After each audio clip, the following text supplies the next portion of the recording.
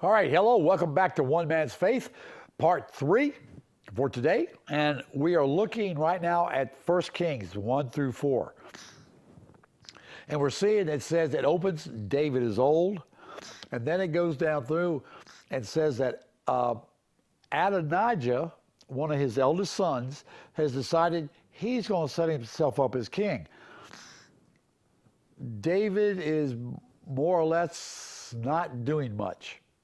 Okay, he's too old really to do anything, and so unfortunately, some of the main counselors of David decide, okay, we're going to go with Adonijah too. And it was Joab, who was David's general, Abiathar, who was a priest, and Abiathar was one of the only priests left after Saul killed the 85 in Nob, and he went and stayed and ran with David from when David was running from Saul. And so David set him up as priest. I think that term means high priest. And so now Abiathar, the high priest, Joab, his general, are deciding to run with Adonijah. And Adonijah invites all his brothers and all the men of Judah to his inauguration. But he doesn't invite Zadok, the priest, Benaniah, who was one of David's mighty men, Nathan, the prophet. Nathan is the one who told David when David sinned, he said, "You're the one that sinned." Adonijah did not invite any of David's mighty men, and Adonijah did not invite Solomon. The indication here is that Adonijah was going to take care of those, quotes, that he didn't invite. In other words, he was going to have them killed off after he became king and was set, and everybody accepted him as king. So Nathan gets with Bathsheba and says, okay, let's go in and tell David. You go first. You tell him, hey, did you know that Adonijah was setting himself up? And I'll come in behind you and confirm it. And so this is what they did. David forms a plan. He says, okay, you take Solomon, you put him on my horse, you send him out to Gibeah, and Nathan and Zadok will anoint him as king, and then you bring him back and set him on my throne. Well, all the time Adonijah is having this big party with all these people, but the other people that didn't go to that were coming in behind Solomon as he was proceeding to the court to sit on the throne, saying, "Praise God, Solomon is king." And that's heard by Adonijah's group. And some decided, we're not going to stay here. We're leaving. Goodbye.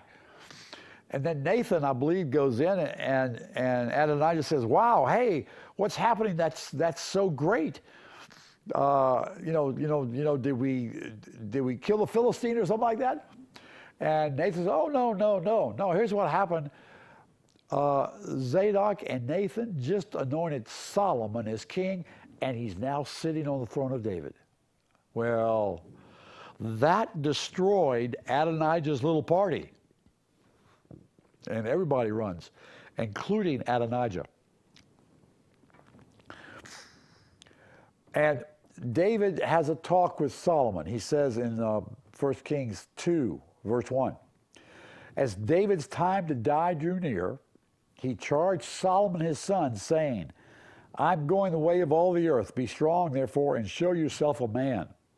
Keep the charge of the Lord your God, to walk in his ways, to keep his statutes, his commandments, his ordinances, his testimonies, according to what is written in the law of Moses." that you may succeed in all that you do and wherever you turn, so that the Lord may carry out his promise which he spoke concerning me, saying, if your sons are careful of their ways and walk before me in truth with all their heart and with all their soul, you shall not lack a man on the throne of David, on the throne of Israel. Now you also know that Joab, now this is David going on, still talking to Solomon. He says, you now know that Joab, the son of Zeruiah, did to me, what he did to me, what he did to the two commanders of the armies of Israel, to Abner, the son of Ner, and to Amasa. Amasa was Abner's brother, whom he killed. He also shed the blood of war in peace. And he put the blood of war on his belt around his waist and on his sandals on his feet. So act according to your wisdom, and do not let his gray hair go down to Sheol in peace. But show kindness to the sons of Barzillai, the Gileadite, and let them be among those who eat at your table. For they assisted me when I fled from Absalom your brother. Behold, there is with you Shammai, the son of Gera, the Benjamite of Barim. Now it was he who cursed me with a violent curse on the day I went to Manaim. But when he came down to me at the Jordan, I swore to him by the Lord, saying, I will not put you to death with the sword. He won't. Now therefore, do not let him go unpunished. For you are a wise man, and you will know what you ought to do to him, and you will bring his gray hair down to Sheol with blood. So David's last words to Solomon are, take care of these people. You know, I said I wouldn't do it, so it won't happen during my reign. It'll happen during yours. And so Solomon is king, David dies. We saw that in verse 10 of chapter 2. Adonijah is spared, kind of. Solomon told Adonijah, go home. Just stay there. We'll be all right. But Adonijah doesn't know when to quit. And so Adonijah goes to Bathsheba and said, you know, I know I don't have a chance. I'm not going to reign. God has called Solomon to reign. But will you do me a favor? Will you ask Solomon if I can have Abishag as my wife?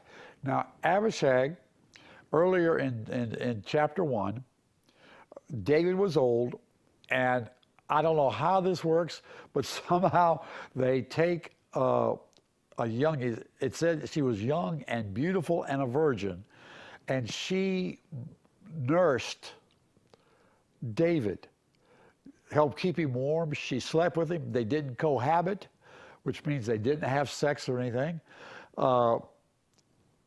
But she ministered to him, took care of him, and so she wasn't a wife because he never cohabited with her, but she was close to David at the end. And now Adonijah comes and says, will you ask Solomon if I can have her for my wife? Seems kind of innocent, doesn't it? You know what she's going to do. David's not there anymore. David's gone. So she's, in a sense, a free woman. She's still a virgin. So he asked for her hand. And Bathsheba fell into that. And so Bathsheba goes to Solomon and says, Adonijah would like to marry Abishag. And here's what he says in chapter 2, verse 22. Solomon answered and said to his mother, and why are you asking Abishag the Shunammite for Adonijah? Ask him also the kingdom. For he is my older brother, even for him. Oh, how about just throwing in Abishar the priest and Joab the son of Zeruiah too? Then King Solomon swore by the Lord, saying, may God do so to me, and more so, if Adonijah has not spoken this word against his own life.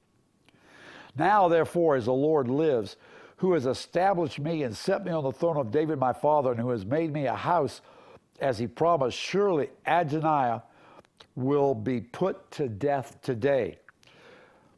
So King Solomon sent Benaiah, and he fell on him, and he died. In other words, Benaiah did the dirty work. Benaiah went and killed Adonijah. Why?